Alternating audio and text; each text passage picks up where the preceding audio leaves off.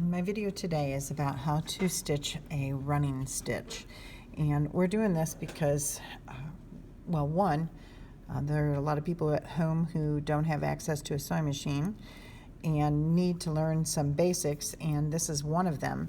A running stitch is something that a lot of people use to temporarily hold something together, but if we stitch it small enough and close enough together, as long as we're not putting any tension on this particular piece, we'll be fine. We're going to be making a needle case and we're going to be using the running stitch. But the key is making a stitch that's small enough to make a difference. It can't be big. It's going to be tiny. It's only going to be about 1/4 of an inch. So I have two pieces of fabric here that I have pinned together so that they don't move. You can see that there's two pieces right here. Okay, they're stitched together.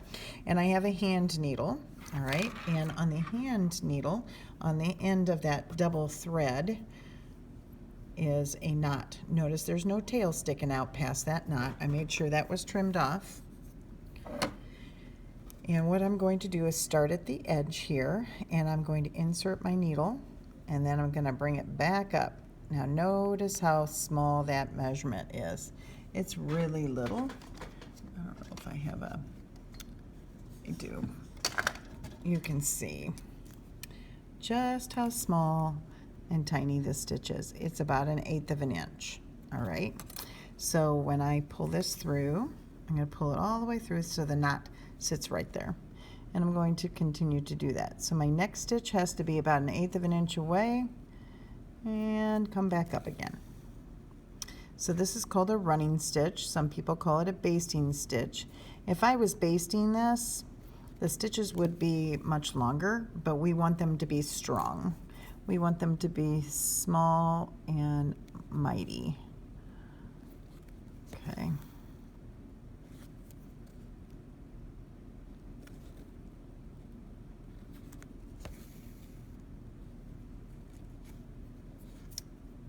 I'm watching my hands instead of the video. I'm hoping you can see this. So this is how you do a running stitch. Okay. And I would do this all the way down evenly, the same amount of space, as straight as I can. Hope that one got a little big. Try not to make them too big.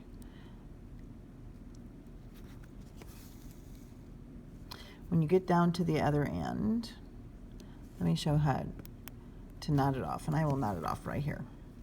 So if this was the end, for example, I would take a little tiny stitch, something that goes through both layers. I make sure that my needle's gone through both layers. You can see it. It's right there. And I'm going to pull this up and I'm going to stop. I've got this nice loop that is formed. And it is twisting up. So I'm going to make it open. So I'm going to insert my needle through it and I pull that down. That's one knot. I always make 3, and I make them in the same spot. So it goes through the loop.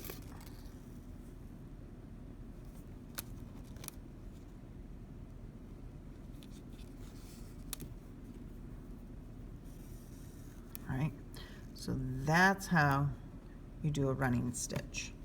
And that's how you knot off at the end. And then the last thing I'm going to do is to trim it close right there.